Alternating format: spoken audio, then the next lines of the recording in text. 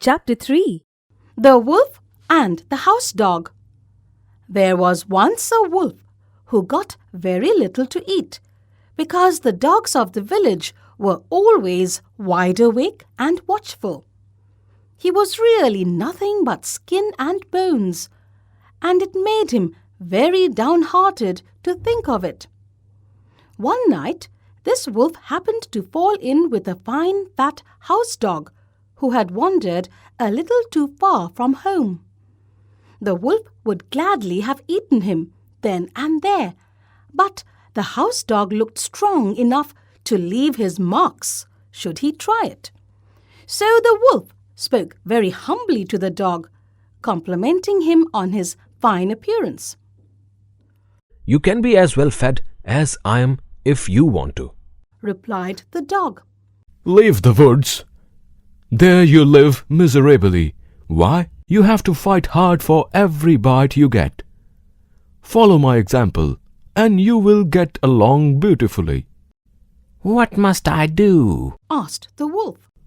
"Hardly anything. Answered the house dog. Chase people who carry canes, bark at beggars, and fawn on the people of the house.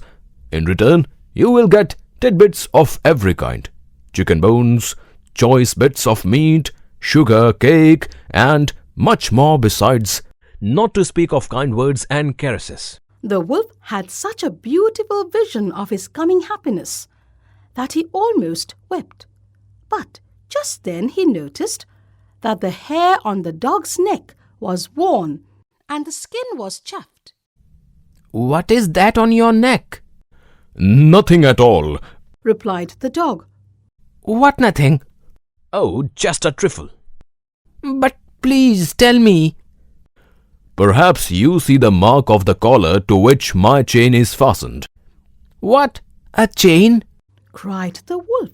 "Don't you go wherever you please?" Not always, but what's the difference?" replied the dog. "All the difference in the world.